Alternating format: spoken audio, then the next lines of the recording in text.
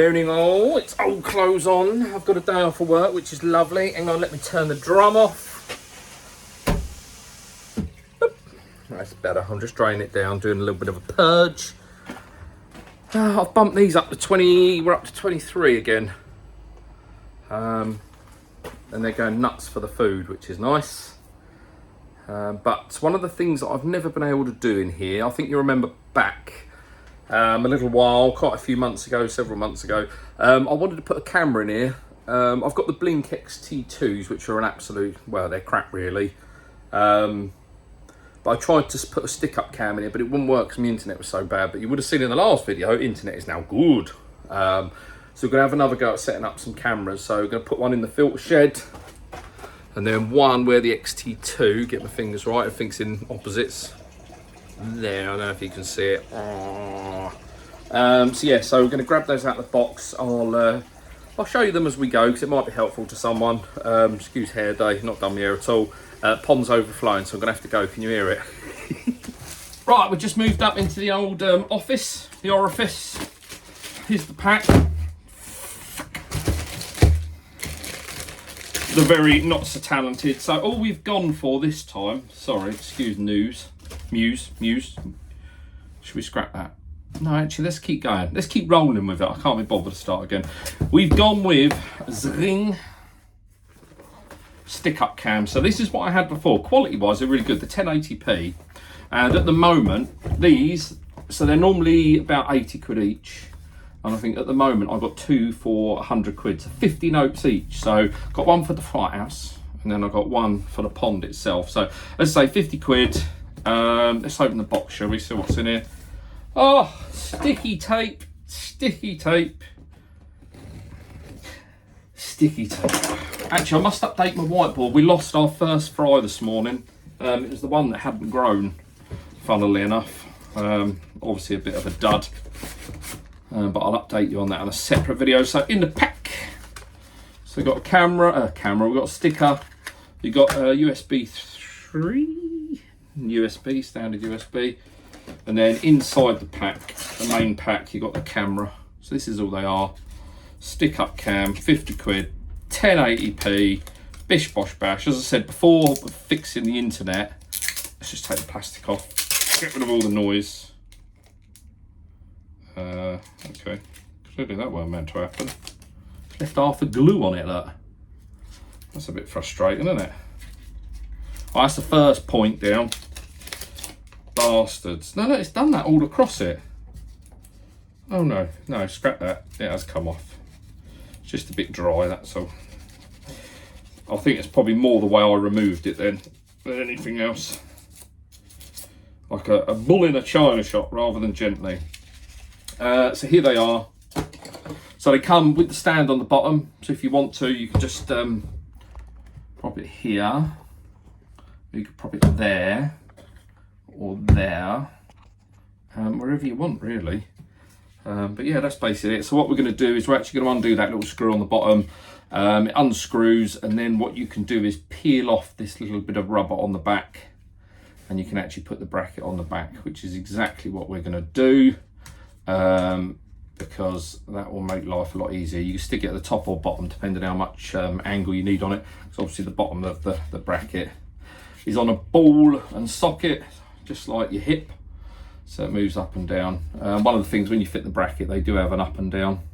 So just make sure the arrow is sticking up, will ya?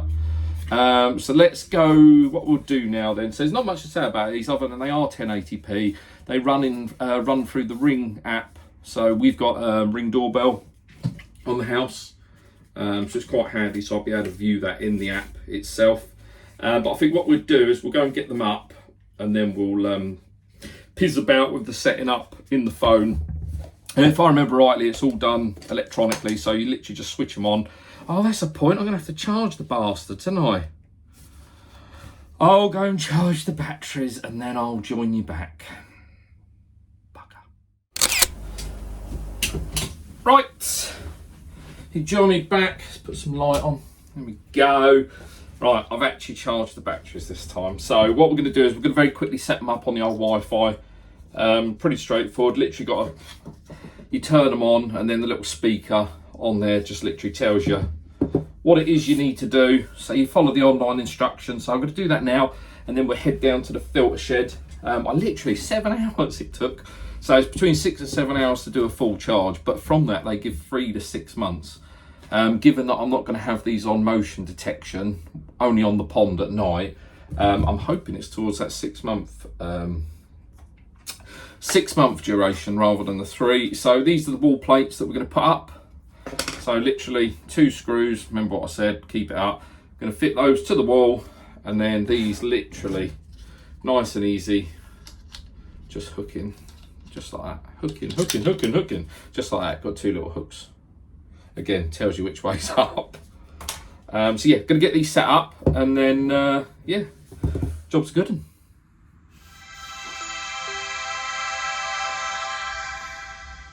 Beautiful.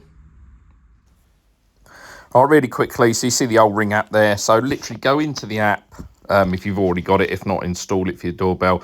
You select the type of product that you've brought, and then it literally asks you to scan the QR code on the bottom of the camera, and that's it. So excuse unsteady hands. I'll scan the old QR code, and then next it'll jump to just a few questions. Whereabouts are you putting it? Where are you setting it up? Is it going to be indoors, outdoors, etc.? And then it goes through. There's a few tutorial videos if you want to watch them, but we don't really do instructions here on this channel.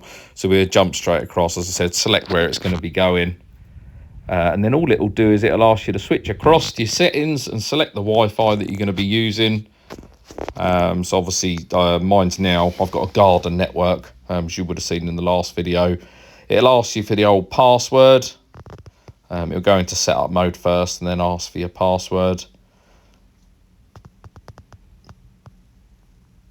Come on. There we go. So there's my outdoor. So pop in the password. Hopefully you can't see this on the screen. And then it's a case of just clicking continue. It will do its thing in the background, literally a few seconds. And then hopefully we'll see those magic words. Success! So that's it, set up all successful. I have just put a little P on this one, so I know that's the one by the pond, because I've set them up separately, one for pond, one for filter house. Now all I've got to do is put the weather cap on, so it literally just pushes on there, pushes down, and then you've got the old lock, unlock, and then they're waterproof then. So this one's just doing an update, that one's done. Let's go and get them fitted, shall we? Right, we're down in the filter shed. Gonna get these fitted. Do you know what? I'm so glad I wrote a P on the side of the one that was a pond, because I literally just been upstairs to have a crap, come down and got them completely mixed up. So lucky I prepared. So what we're going to do in here, let me just pick you up. Excuse the rattles. I'm going to put up in that corner, so that way we can see controls and we can see that. So if I'm ever away for prolonged periods of time, at least I can see that everything's working. Equally, if it's in that corner and the wife or someone has to do something at home while I'm away, I can kind of guide them a little bit. Although they tend to FaceTime me, to be fair. So literally, just like I said before, just 2 screws. I'm going to pop them up. But what I do need to do is actually, I'm going to have to use my phone. And what I'll do is I'll show you on what I'm doing on the screen, separate to this video. Because I can't do 2 things on the screen at once. I should have brought my son's phone down, really. But what I'm going to do is obviously have the app open on the phone, so I can see exactly where I'm positioning the camera. Because what I don't want to do is put it up blind, and then it ain't no good. So I'm going to do that now. I'm going to shut off. Actually, I could keep speaking, but then I don't know what really I'd speak about, to be honest with you. We could have some elevator music in the background, perhaps. No, I don't think that's going to work. I'll join you back in a minute. So this is me. I've opened it in the Ring app.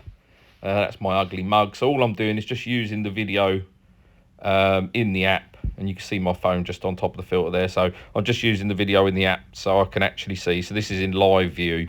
But what this is allowing me to do is be able to see where the camera is facing. I can then make a note on the wall of where it's got to go. I'm talking to you in the video, but you obviously you can't hear me, so I'm not quite sure why I'm talking, but yeah, I've got the position, I've marked it. Let's crack on. There we go, so that's all up. Might seem like it's in a bit of a strange position, but that gives me the best view across all of the filter shed. In terms of setting them up, so I'll just show you here. So the easiest thing to do is obviously have it on the screen in live view. So then when you're playing around with it, you can actually see what you're going to be seeing from the camera. I have, strange as it sounds, I've seen people sort of put these up and then get down and go, I ain't in the right position. But at least if you've got it on live view as you're doing it. But that gives me a good position. I can see everything. I can see the lights on this, I can see the lights on that. And if lights are on, we're good, unless that one says an error. So yeah, I'm just going to go outside now and do the other one, which is going up in that corner. And we'll do the same again. Right, just doing this one, and it's going to be slightly different. Look at me water, look, my tinge is going. Fish look the colour they should, rather than that horrible yellowy colour. Right, back to what we're doing, sorry. So this one's going to sit up in that corner. Excuse it going blurry, similar to where the XT2 cam is.